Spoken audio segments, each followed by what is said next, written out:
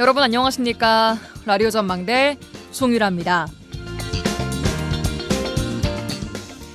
윤석열 전 대통령 서울구치소에서의 2차 소환 조사에 불응했습니다. 건강상의 이유를 들었고 이는 지난 11일 1차 소환 불출석에 이어 두 번째입니다. 이에 조은석 특검팀은 오늘 오후까지 강제 구인 지휘를 내렸지만 서울구치소는 전직 대통령이란 신분을 이유로 출석을 이행하지 않았습니다. 특검은 출석 거부는 곧 조사 자체 거부라며 서울구치소와 관련 공무원들에게 형사 책임을 묻는 방안까지 검토 중입니다. 더는 기다리지 않겠다. 특검은 구치소 방문 조사 혹은 대면 조사 없이 기소 가능성까지 언급했습니다. 한편 김건희 여사 특검도 수사에 속도를 내고 있습니다. 특검은 오늘 건진법사 전성배 씨가 김건희 여사에게 금품을 제공하고 각종 청탁을 했다는 의혹 관련해 법당 등의 전방위 압수수색에 들어갔습니다. 특검은 사건들에 대해 정치적 고려 없이 신속하게 처리하겠다는 입장을 밝혔습니다. 특검은 이렇게 움직이고 있습니다. 그러나 수사를 가로막고 있는 건 전직 대통령의 침묵과 버티기입니다. 윤 전 대통령은 강제 구인 시도에 대해 전직 대통령을 공개적으로 망신 주려는 행태에 지나지 않는다라고 비판했는데요. 정말 누가 공개적으로 스스로 망신을 자초하고 있는 건지 모르는 걸까요? 말하지 않는다고 진실이 사라지지는 않습니다. 라디오 전망대가 오늘 준비한 내용입니다. 지역 소식들 뉴스 브리핑 통해 들어보고요. 이슈 책 정치 한판까지 함께합니다. 잠시 후에 뵙죠.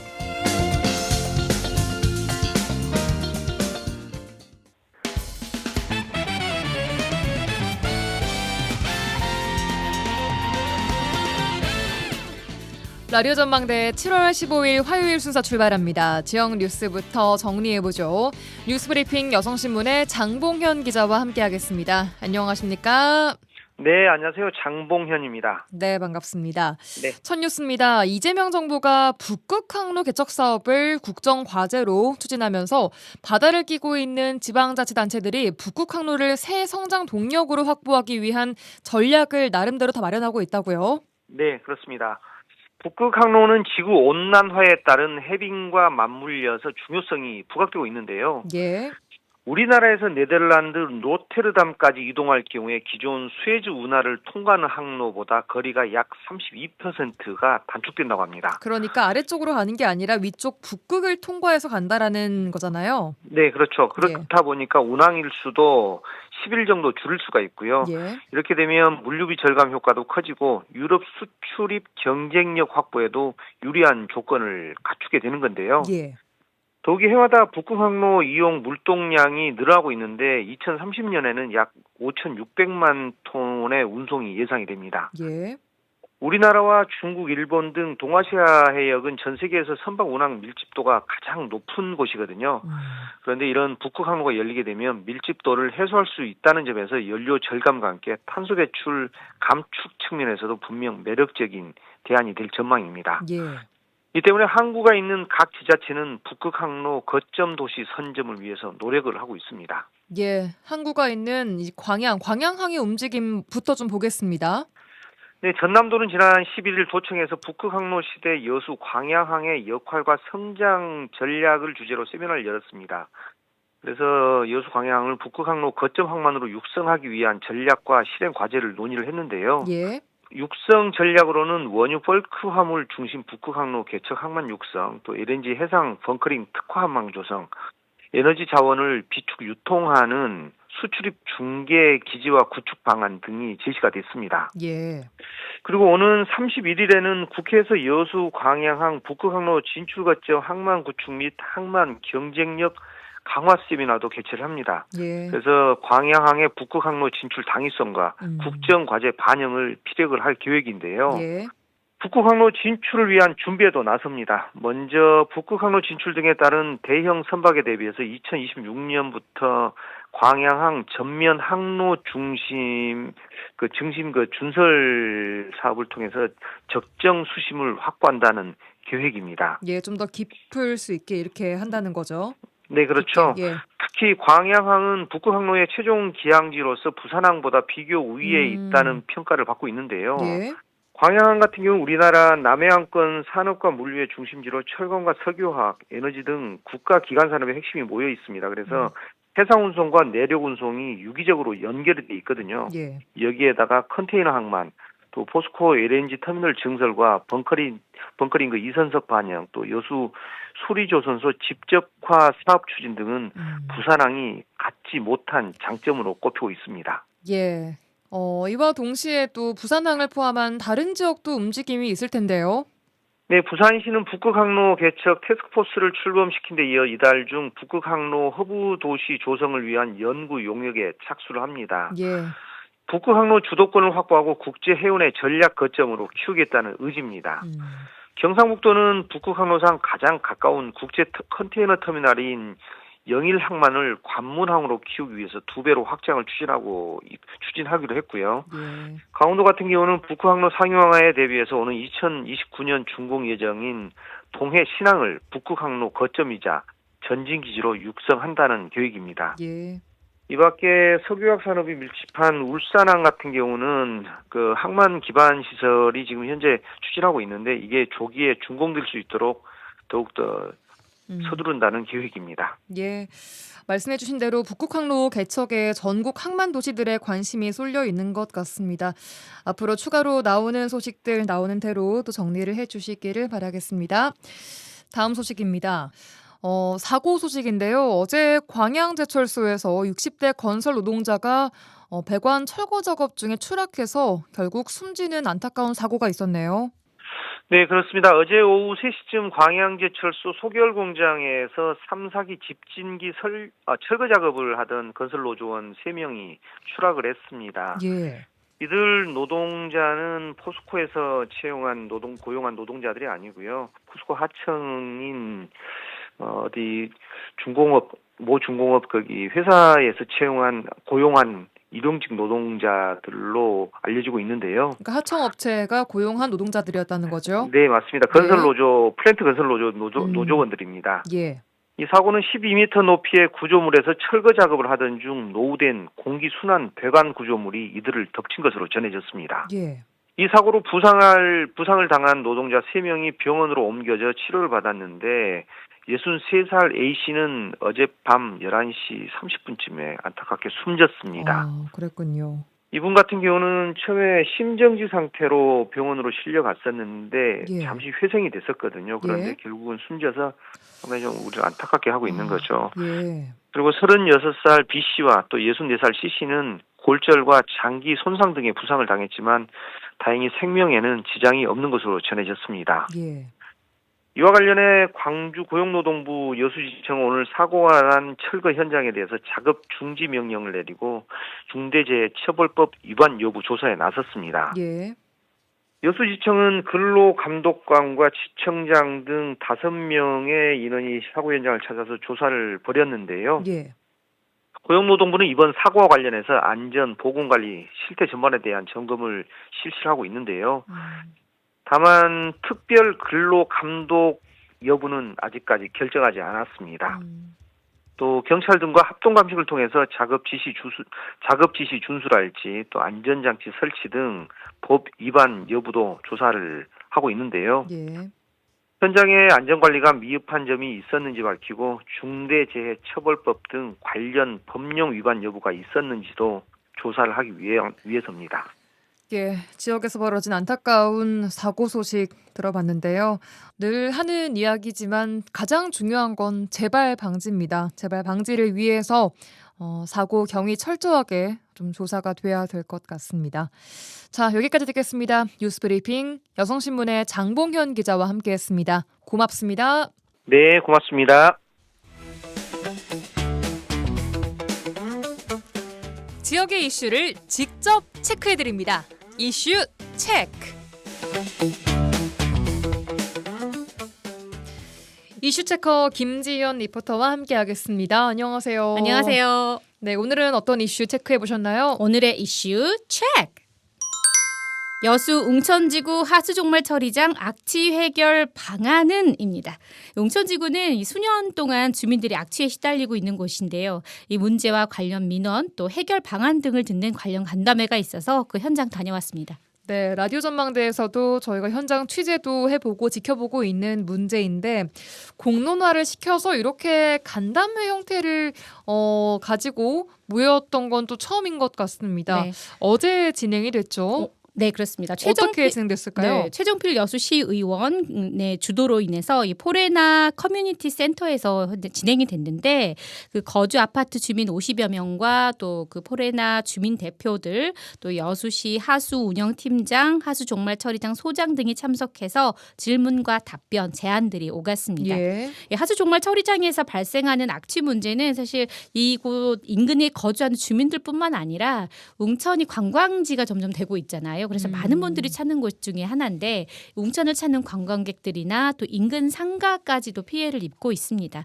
이 악취는 이렇게 여름이 되면서 바람이 바뀌는 그런 시기가 되거나 또 습도가 높거나 바람이 많이 부는 날에 더욱 많이 발생한다고 하는데요. 그러니까 요즘 딱. 그렇죠.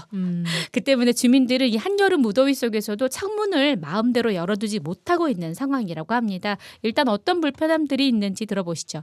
생각하면 아주 기분이 조금 안 좋은 꼬릿꼬릿한 그런 뭔가 똥 냄새 같은 냄새가. 나 하수구 냄새 하고 썩은 물 엄마가 창문을 다 닫아요. 공기청정기 막 틀고. 새벽도 그렇고 바람의 방향에 따라서 집에 있어도 냄새가 심해요. 맑은 날보다는 새벽이라든지 좀 날씨가 흐린 날, 자기가 냄새가 심할 때는 굉장히 심해요. 문을 못 열어놓을 정도예요. 웬만한 집마다 공기청정기가 다 있는 걸로 알고 있어요. 시설이 먼저 들어서고 여기 했지 않습니까? 그런 것도 있으니까 냄새만 제거해 주려고 그러지. 그런데 이렇게 심할 줄은 몰랐어요. 해안 공원 있잖아요. 그런 데까지 냄새가 굉장히 심해요. 조치를 취해주면 네, 우리 아이들의 목소리도 들렸습니다. 이렇게까지 심할 줄은 몰랐다. 엄마가 창문 안 연다.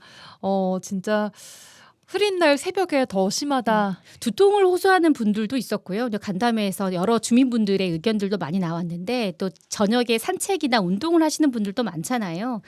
그리고 이제 서울에서 손님이 왔는데 야 이렇게 여수에 시드니?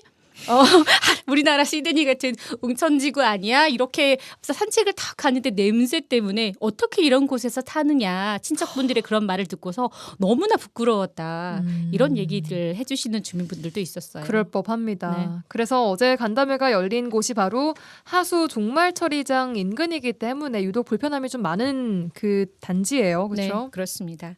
자, 여수시 하수종말처리장은 사실 2005년에 완공이 됐어요. 신월동 매립지에 자리 잡고 있는데 하루 평균 8만 톤 정도의 하수와 분뇨를 처리하고 있습니다. 예. 여수 시내에서 차직 광고를 거쳐서 이렇게 유입된 오폐수를 정화하면 종화동 해역으로 방류를 하고 있는데 2006년엔 또 하수 슬러지 건조 시설을 준공했어요. 이 건조동에서 또 악취가 나는 요인 중에 하나라고 합니다. 예. 하수 종말 처리장이 있던 곳이 그때 당시에는 사람이 거의 살지 않았기 때문에 만들어진 곳인데 이 인근의 그곳에 아파트 아파트가 단지가 들어서면서 워낙에 많은 주민들이 이제 살다 보니까 악취 민원이 끊이지 않고 있습니다. 네, 예견된 민원이지 않나 싶은데요. 간담회에서 다양한 요구사항들이 있었다고요. 네, 어떤 그렇죠. 얘기들이 좀 나왔습니까? 네, 분기별로 해마다 시에서는 그 진단 평가를 하고 있는데 그 진단 평가 결과 그리고 또 악취 진단 결과서에 대한 그런 자료 요청도 있었고요. 예. 현재는 2단계를 거쳐서 약품 처리가 진행되고 있는데 그렇게 오랜 세월 동안 그런 대책을 마련을 했는데도 불구하고 이 냄새가 계속 나는 거는 원인 파악이 잘못된 거 아니냐. 이런 방안을 좀 다시 재검토해달라. 이런 얘기도 있었습니다. 예. 또 연소 방식으로 이 하수 종말 처리장을 바꾼다거나 지중화 방식으로 바뀌고 있는 다른 지자체들의 추세에 왜 또 장기적으로 생각하지 못했느냐 이런 다양한 의견들도 있었고요.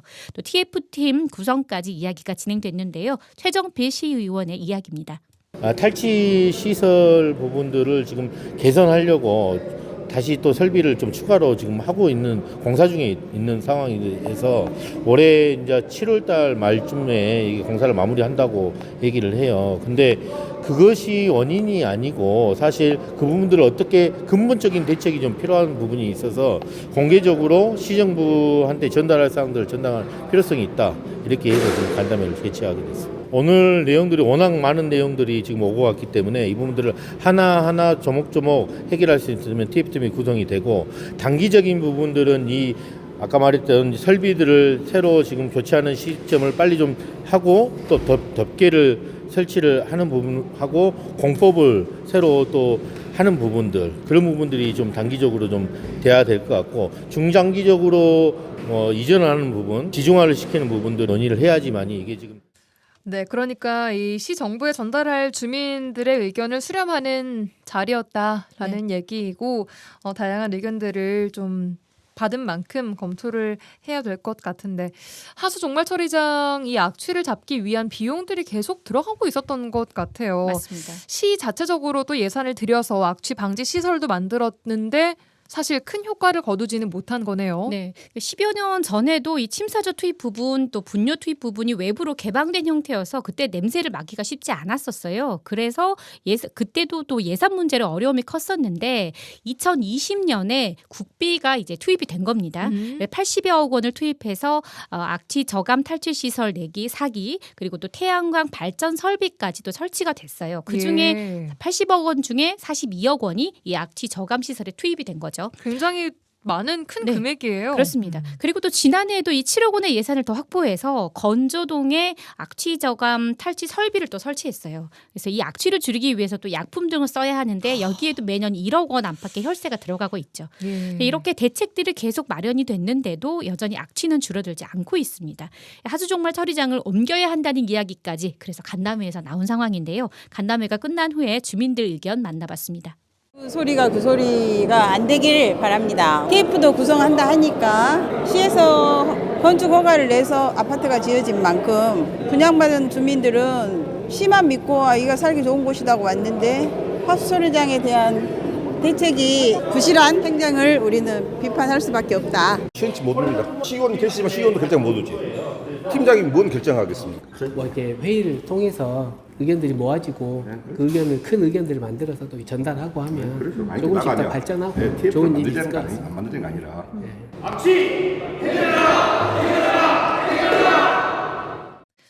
네, 악취 해결하라 라는 목소리들이 마지막에 또 들려왔습니다. 신도심 그러니까 웅천 그 근처 개발 당시에 하수 종말처리장이랑 가까웠지만 아파트 건축 인허가를 내준 여수시의 대처가 좀 아쉽다라고들도 주민들이 생각하시는 것 같아요. 네. 이렇게 민원 피해 범위가 더 커지고 또 공론화가 진행된다면 앞으로 시에서도 어떻게 대처를 할지 궁금한데요. 네, 지중화 공사가 현재는 어려운 시점이지만 그래도 장기적인 대책을 마련하겠다라는 입장입니다. 여수시 최동환 하수운영팀장의 이야기입니다. 지중화 시설을 갖다가 그 방법이 제일 우선일 것 같아요. 환경부 예산이 30년 이상이 돼야지 국비 예산 지원이 갖다 가능할 거라 생각해요. 이제 가동 시기가 20년밖에 안 되니까 30년이 돼야지 않을까 싶습니다. 부분에 대해서 많이 검토해서 좋은 방향으로 진행하도록 노력하겠습니다. 네, 그러니까 여수시의 입장은 30년이 넘어야 국비 예산을 받아서 뭐 바꾸던지 하는데 네. 이게 운영된 지가 20년밖에 되지 않았다라는 지금 이야기를 하셨던 것 같습니다. 지중화로 교체하는데 한 5천억 원 이상 정도 소요되기 때문에 그래요. 쉽게 지자체에서 하겠다 바로 이렇게 나서지는 못하는 상황이죠. 그러니까 이 지중화 작업 아니더라도 그동안 정말 수십억 원의 세금을 들였음에도 불구하고 해결책이 나오지 않고 계속 문제가 반복되기 때문에 이 민원도 이어지는 거 아니겠습니까? 그렇습니다.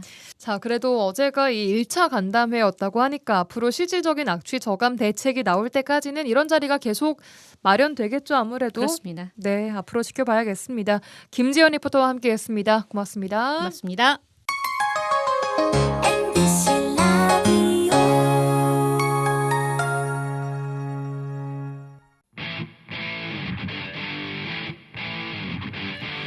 한 시간만 투자하세요. 지역의 이야기를 모아 전해드립니다. 지역 시사는 역시 여수 MBC 송유라의 라디오 전망대.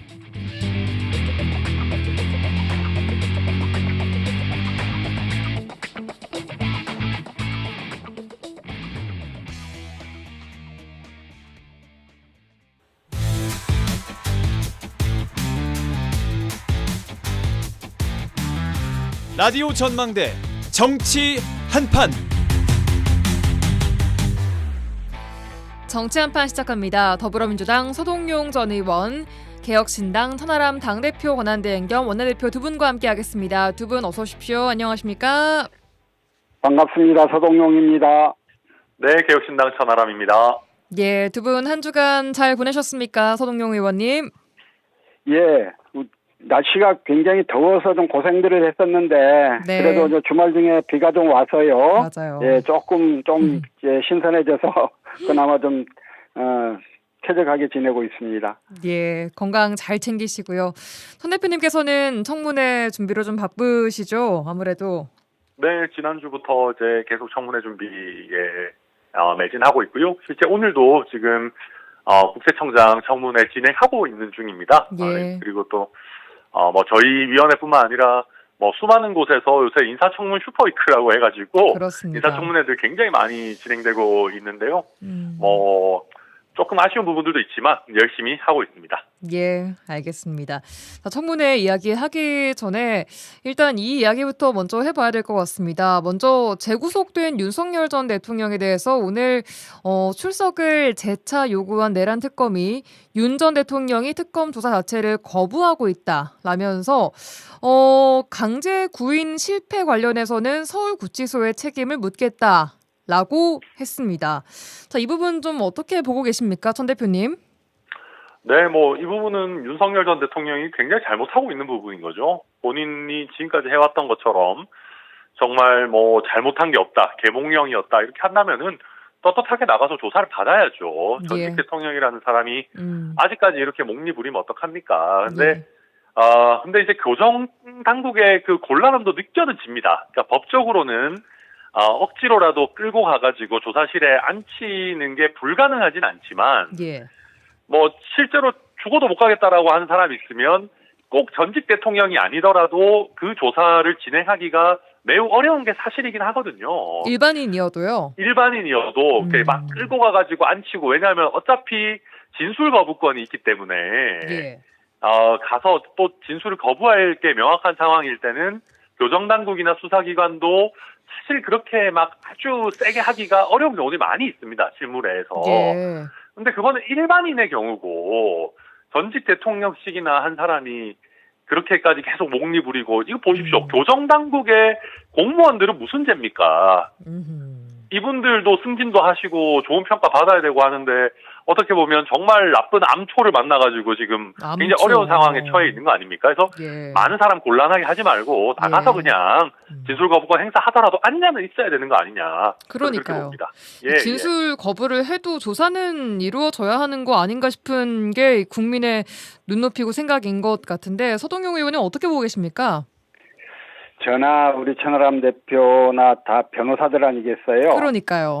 예, 저희는 변호사 하면서 사람이 구속돼서 구치소에 수감돼 있는 상황에서 검사나 경찰이 조사를 하겠다고 부르는데 안 나가는 사람을 한 명도 본 적이 없고, 그게 그러세요. 그럴 수 있다라는 생각을 한 번도 해본 적이 없어요. 근데 예전에 박근혜 전 대통령이 구속이 돼서 조사를 거부하면서 방에서 안 나와가지고 하면 좀 소란이 일었던 적이 있는데 왜 대통령까지 하셨던 분들이 이렇게까지 하시냐고요. 도대체 자기들이 대통령 지위로서 늘었던 건 뭐고 수사기관의 정당한 수사에 대해서 이렇게까지 저항을 하는 모습을 보이면 국민들은 도대체 어떤 그 판단과 생각을 가지고 세상을 살아야 하는 거냐고요. 결국에는 이게 피의자한테 불리해지는 거 아닙니까? 결국 그럴 거예요. 그러니까 그 유리하지도 않은 행동을 이렇게 하면서 뭔가 자기 자신에 대한 그 어떤 여론, 조금은 그 자기를 좀 그 불쌍하게 생각하는 그런 그 여론들이 일어나기를 좀 바라는 면은 있을 아직까지도. 텐데, 최소한 검찰총장 하셨고 평생을 검사하셨던 분 아니에요. 이 형사사법 절차에 대해서는 같이 협조해야지요. 할 말은 가서 조사 받으면서 열심히 하면 될 겁니다. 알겠습니다. 옳지 않은 행동을 하고 계시는 겁니다, 지금. 예, 두 분 생각이 좀 비슷하신 것 같습니다.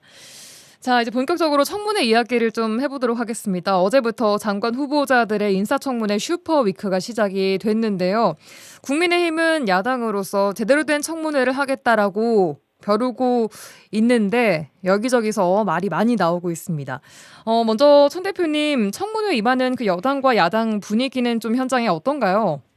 뭐 내로남불의 향연이죠. 뭐.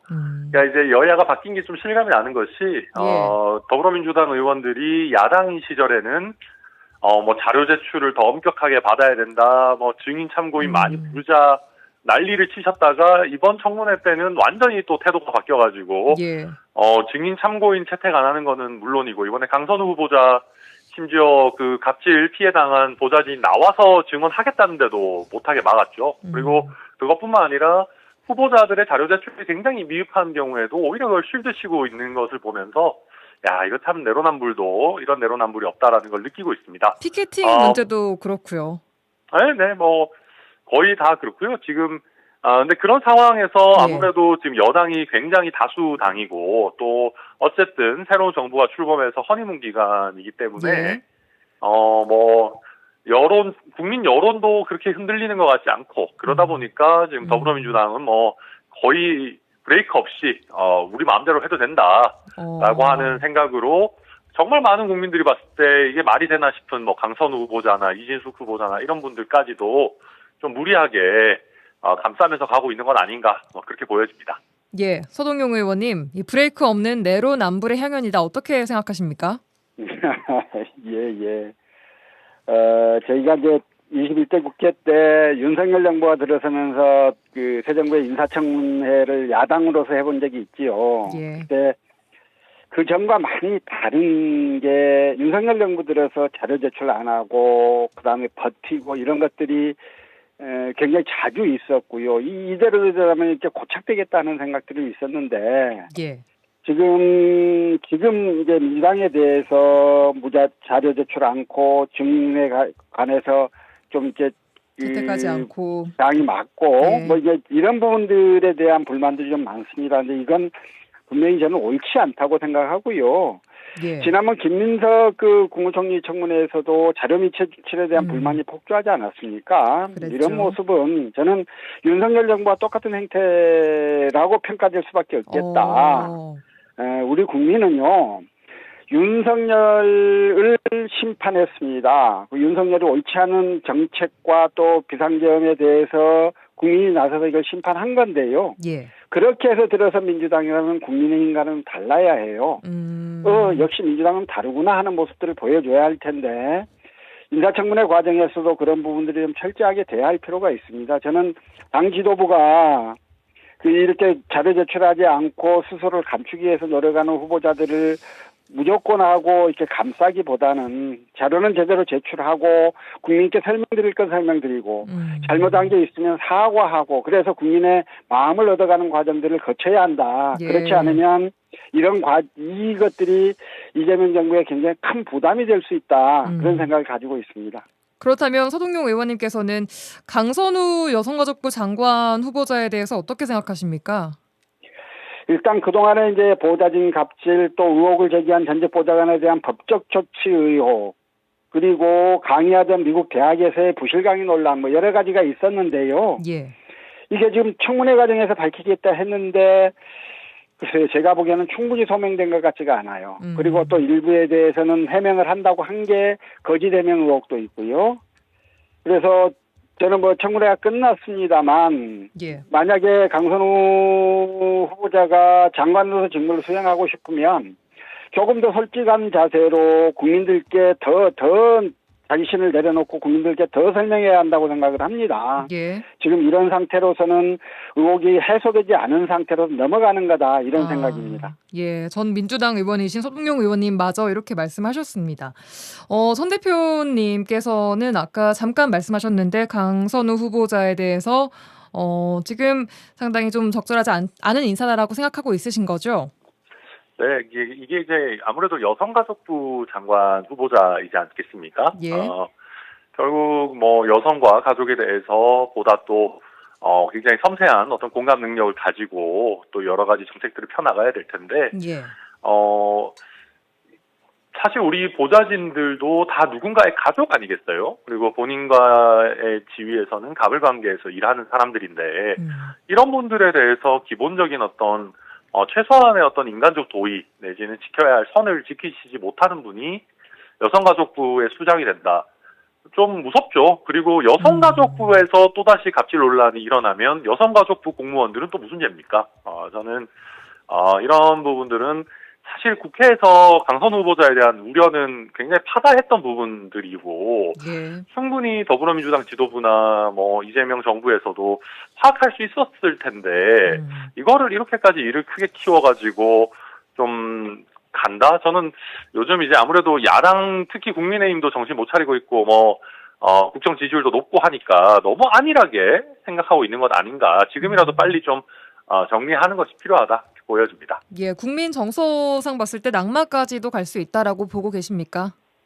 지금 더불어민주당이 이 정도로 거대한 여당이 아니고 임기 초가 아니었다면은 아마 거의 바로 낙마했을 겁니다. 그런데 지금 말씀드렸듯이 여당이 워낙 크고 또 대통령 지지율도 높은 상황이다 보니까 지금 뭉개고 있는데요. 이게 결국은 이런 잔펀치들을 계속 맞다가 이제 정권들이 약간 이상하게 가는 거거든요. 그래서 이게 그런 겁니다. 이게 보좌진이요, 자기가 모셨던 의원에 대해서 나쁜 얘기 하기가 쉽지 않습니다. 지금 이렇게 뭐랄까 공익 제보 같이 하고 있는 분들도 제가 얘기를 들어보니까 대부분 더불어민주당 다른 의원실에 가서 일을 하고 있거나 아니면 그 의원회관에 있지 않더라도 기업의 대관팀에 가 있어요.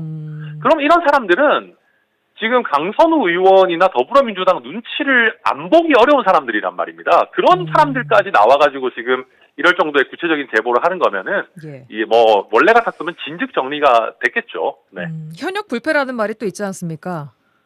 네, 현역 불패라는 거를 이렇게까지 이제 확장해서 쓸 수는 저는 없다고 생각합니다. 어지간해야 불패죠. 네. 예, 알겠습니다.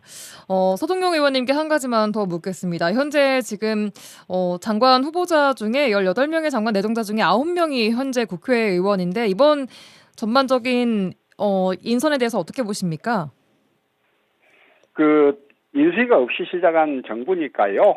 그동안 호흡 맞춰서 잘 알고 또 어느 정도 좀 검증이 된 이런 사람들을 좀 우선 초대 내각에는 데려다 쓰겠다라는 생각을 하실 수 있는 거고 저는 그런 측면에서는 국회의원 숫자가 조금 많은 게 크게 문제는 아닐 것이다.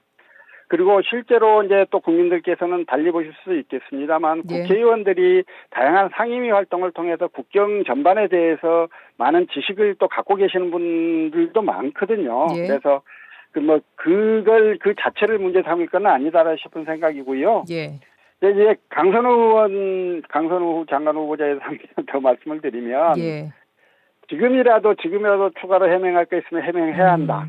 청문회 끝났다고 있다서는 안 된다. 두 번째로 지금 강선우 후보자가 뭔가 설명하고 만약에 사과할 게 있으면 사과를 하는 건 야당에 대해서 하는 게 아니고 국민에 대해서 하는 거다. 국민의 마음을 얻는 거다. 이걸 좀 명심하셨으면 좋겠다는 생각이고요. 제가 기억하기로는 문재인 정부 초대 내각도 지명했던 장관 후보자들은 몇 분이 날아가셨어요. 그럴 수 있는 겁니다. 이번에 한 명이라도 날아가면 야당한테 지는 거다. 이렇게 생각하고 이 문제를 접근해서는 안 되는 거다. 모든 건 야당이 아니라 국민과 소통해야 되고 국민의 마음을 얻는 과정이어야 된다. 그런 말씀을 꼭 좀 드리고 싶습니다. 네, 알겠습니다. 자, 이번 슈퍼위크가 또 어떻게 지나갈지 또 어떻게 검증이 이루어질지 좀 더 잘 지켜봐야 될 것 같습니다. 자, 국민의힘 이야기로 넘어가 보도록 하죠. 국민의힘이 혁신 과정에 있는데 그 과정이 순탄치 않아 보입니다. 윤희숙 혁신위원장이 계엄 탄핵에 대한 대국민 사죄문을 당원 당규에 수록하자는 1호 혁신안을 내놓았고요. 당이 탄핵의 바다를 건너지 못하도록 가로막고 있는 인사들이야말로 사과와 반성의 영순위가 돼야 한다라고 경고하면서 인적 쇄신의 중요성을 언급했습니다. 천 대표님, 이번에는 진짜 혁신 되겠습니까? 될 리가 없습니다. 될 리가 없습니까? 네, 될 거였으면 진즉됐을 거고요. 지금도 윤희숙 위원장 얘기는 하지만 현실적인 조치가 취해지겠습니까? 지금도 권성동 의원, 권영세 의원 이런 분들이 오히려 더 주류를 점하고 있는 상황이기 때문에 크게 저는 의미 있는 성과가 나오기는 어려울 것이다. 결국 또 흐지부지 전당대회 국면으로 넘어가면 저는 오히려 지금 국민의힘의 그 당원들도 예. 아직까지 개혁의 필요성을 크게 못 느끼고 있기 때문에 김문수 후보가 만약에 당대표가 된다라고 하면은 오히려 더 큰 어떤 과거로의 회기, 더 큰 수렁으로 빠지게 될 위험성이 크다. 저는 그렇게 보고 있습니다. 예. 제시한 그 8가지 사건들 조목조목 열거를 했던데 이게 또 일각에서는 너무 모호하다. 이거 아무도 책임지지 말라는 얘기인 거 아닌가. 이런 지적들 나오더라고요. 어떻게 보셨습니까? 전 대표님. 아, 예. 뭐 마찬가지입니다. 이게 뭐 지나간 것들 잘못했습니다. 쭉쭉쭉 이야기하는데 예. 그러면 이런 부분을 잘못했다는 거에 대해서 제대로 반성하고 성찰하고 있다는 걸 보여주기 위한 어떤 액션이 있느냐. 예. 액션은 없거든요. 그걸 뭐 당원 당규에 넣겠다 이런 얘기 하시는데 그걸 국민의힘 당원 당규에 넣는다 한들 그게 뭐 그렇게 큰 의미가 있을까 싶고요. 예. 결국에는 뭐 저희 개혁신당과 관련해서도 뭐 이준석 의원을 무리하게 축출했던 것 뭐 이런 것도 사과하신다고 하는데 예. 그럼 그 과정에서 역할을 했던 분들에 대한 어떤 제재나 뭔가 의미 있는 조치들이 좀 따라야 되는데 그런 것도 없거든요. 그러니까 사실은 좀 무의미한 어떻게 보면 사과문을 쓰기 위한 사과문 아닌가 하는 생각이 많이 듭니다. 그럼 윤희숙 혁신위원장 체제는 어떻게 될 거라고 예측하십니까, 앞으로? 뭐 이제 이렇게 저렇게 나름대로 뭐 노력은 하시겠지만 의미 있는 현실적인 조치 또 필요한 인적 청산 이런 부분은 거의 하나도 못 이루시지 않겠는가. 네, 한국 정치를 위해서는 뭐 잘 되셨으면 좋겠습니다만은 예. 그러기는 쉽지 않은 상황으로 보여집니다. 알겠습니다.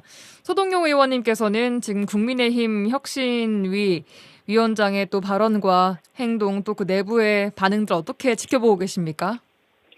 예, 이제 뭐 탄핵의 강을 건너야 한다는 요구는 진작부터 있었어요. 그런데 실현되지 못했고, 김용태 비대위원장도 하지 못했고, 얼마 전 그 혁신위원장으로 임명됐던 안철수 의원도 하지 못하고 결국 그 나오지 않았습니까? 예, 그래서 오늘 김용태 예, 의원이 국힘 지금 하루살이 같다라고 얘기를 하기도 했더라고요. 예. 예. 지금 뭐 윤희숙 위원장이 뭐 이러저러한 이야기를 좀 합니다만 그에 대해서 당장 또 송원석 비대위원장이 사람 내치는 게 핵심 목표가 아니다 이렇게 반발하기도 했고요. 예. 결국 이제 소수파 을굴마담에 불과한 윤희숙 위원장이 당내 다수파를 정하면서 당권을 틀어지는 인사들을 밀어내고 혁신에 성공할 수 있겠다 이렇게 생각들은 전혀 들지가 않습니다. 저는 무엇보다도 지금 국민의힘 다수파인 당권파가 여전히 혁신의 필요성과 이유를 이해하지 못하고 있다고 생각해요. 예. 그 이왕 정권은 내준 거고요. 이대로 적극 지지층 그 지지세를 유지하면서 배신자로 낙인시키지만 않으면 보수 유권자 그리고 지역 감정에 기대서 3년 후 총선에서 무난히 당선될 거다.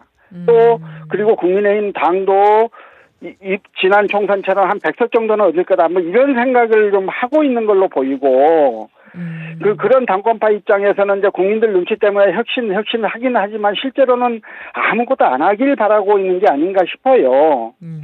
결국은 이제 당 주류가 그 당권파가 국민 여론을 정확하게 살펴서 진정한 혁신을 하지 않으면 다음 총선에서 단 몇 석도 건지지 못할 거다. 이런 위기감이 들어야 뭔가 실질적 내용 있는 혁신이 될 텐데 예. 현재 그 중심에 있는 다수파들이 전혀 그런 생각을 하고 있지 않기 때문에요. 예. 저는 뭐 이 자체로 진행이 가능한 혁신의 모습들이 아니고 예. 특히나 소수파로서 얼굴마담에 불과한 윤희숙 위원장이 그 문제를 좀 해낼 수 있을 거다 이렇게는 좀 생각이 들지 않습니다. 예, 국민의힘 지지율 10%대를 보고도 위기감을 아직 못 느꼈을까요? 서 의원님?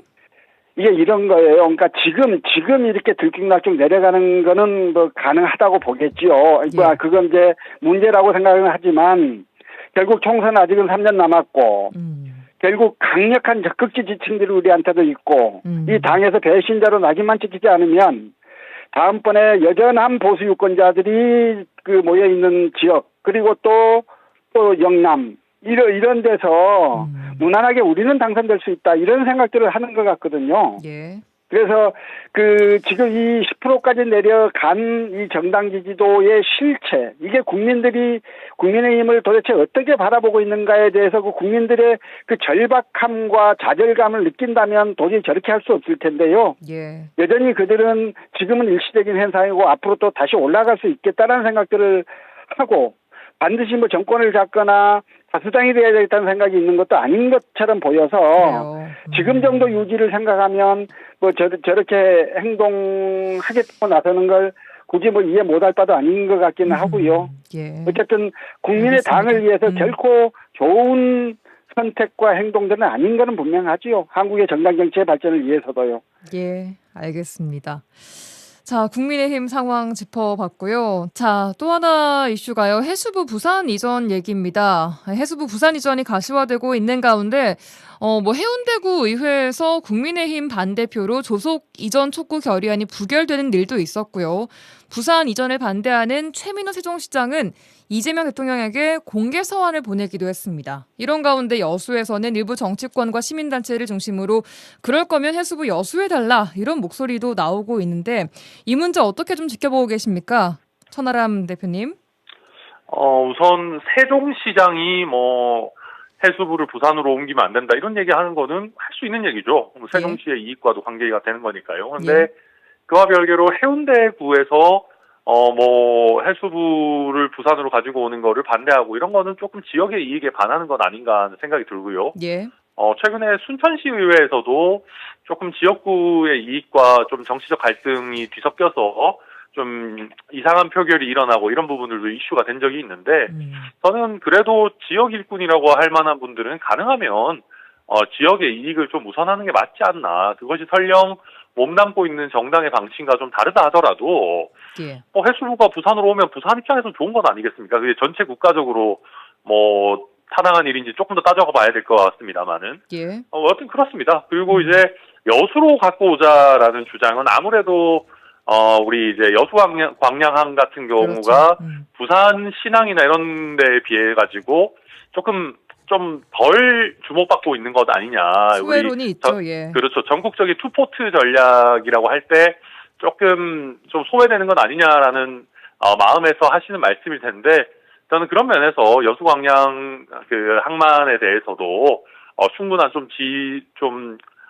지원이 돼야 되고요. 특히 여수 엑스포 부지를 여수광양 항만공사가 인수를 해가지고 한 3천억 이상을 지금 정부에 오히려 돈을 줘야 되게 되는 상황이 됐는데 그렇습니다. 예. 이거를 갑자기 일시불로 다 내놔라 이래버리면은 지금 항만 발전을 위해 써야 되는 기금이 이게 시가 마르거든요. 그래서 정부에서도 좀 융통성 있게 한 10년이 됐든 그 이상의 기간이 됐든 좀 나눠서 받을 수 있도록 그렇게 하는 조치도 필요하지 않나 생각이 듭니다. 예. 알겠습니다. 소동용 의원님은 이번 해수부 부산 이전과 관련된 여러 논란들 어떻게 보고 계십니까? 예, 부산 해운대구 의회는 이제 해프닝이었지요. 지역 감정과 또 지역민들의 의사와 상관없이 자기 당의 입장에서 한 것 같고요. 그게 그렇게 크게 좀 볼 일은 아닌가 싶기는 하고 또 최민호 세종시장 당연히 그런 입장 낼 수 있을 겁니다. 문제는 이제 이번에 해수부를 부산으로 이전하는 가장 큰 이유가 북구강로 개척에 유리하기 때문에 이렇게 설명하고 있지 않습니까? 그렇습니다. 그런데 북구강로 개설이 희망처럼 쉽게 될 것인지에 대해서는 반대 의견도 상당하거든요. 북구강로 자체에 대해서요? 그러니까 북구강로를 개척할 수 있고 할 수 있는데 그게 실제로 경제성 있는 항로로서 지금 이야기하는 것처럼 그만큼 경제적 효과를 낼 수 있을지에 대해서 여러 가지 좀 우려하는 시각들도 있는 것 같더라고요. 근데 그렇다면 저는 해수부를 부산으로 이전해야 하는 이유가 북구강로 개척 요거 하나여서는 좀 곤란한 게 아닌가 싶기는 하고요. 그런데 다른 이유도 좀 설명됐으면 좋겠는데 아직까지 그런 설명은 좀 없는 것 같습니다. 그래서 앞으로 정부가 그 부분에 대해서 좀 더 국민들을 설득하고 또 다른 지역을 설득할 수 있는 그런 논리들도 개발해서 제시해 줬으면 좋겠다 싶고. 여수 광양항 소외로는 어떻게 생각하십니까? 지금 여수광양 항만공사가 여수광양의 수출입 물동량 1위 항만이다 이렇게 홍보해 왔어요. 수출입 물동량 1위 항만이 무슨 소외됐다고 할 수가 있겠습니까? 하지만 앞으로 아니잖아요. 부산으로 예, 부산 예. 상으로 집중되면 그렇게 될 수 있다라는 우려가 나오고 있다는 거죠. 문제는 예. 컨테이너예요. 우리가 광양항 활성화의 징표를 컨테이너 물동량을 갖고 이야기해 볼 필요가 있는데요. 예. 컨테이너 물동량은 2018년도에 240만 TU로 최고점을 찍은 이후로 지속적으로 줄어서 2022년, 23년도에 186만 TU 찍고요. 작년에 이제 겨우 또 200만 TU를 겨우 넘겼습니다. 예. 이 컨테이너 물동량 증대 문제가 사실 부산항과 관련해서 그 여수광양 소외론의 핵심 부분입니다. 이 부분에 대해서 좀 더 많은 관심, 또 정책적 배려도 필요하고요. 지역 정치권도 이 문제에 대해서 더 깊이 있는 관심, 지속적인 관심들을 좀 기울여 나가야 하는 문제라고 생각합니다. 예. 알겠습니다. 오늘 여기까지 들어야 될 것 같습니다. 오늘도 두 분과 함께했습니다. 정치 한판 더불어민주당 소동용 전 의원, 개혁신당 천하람 당대표 권한대행 겸 원내대표였습니다. 두 분 고맙습니다. 수고하셨습니다. 네, 감사합니다. 네, 라디오 전망대가 7월 15일 화요일에 준비한 내용은 여기까지입니다. 오늘은 오후 들어서 하늘이 점차 좀 흐려지고 있는데 더위도 주춤하고요. 내일부터 이번 주 내내 비가 오겠습니다. 내일과 모레 전남 지역에는 20에서 최고 80mm의 비가 예상되고요. 비는 토요일까지 오락가락 이어지겠습니다. 외출하실 때 우산 잘 챙기셔야겠습니다. 기온도 크게 오르지 못하고 30도를 좀 밑돌겠는데요. 내일 한낮 기온은 여수가 27도, 광양 28도 보이겠습니다. 저는 내일 돌아오겠습니다. 구성 이선화, 연출 송유라였습니다. 고맙습니다.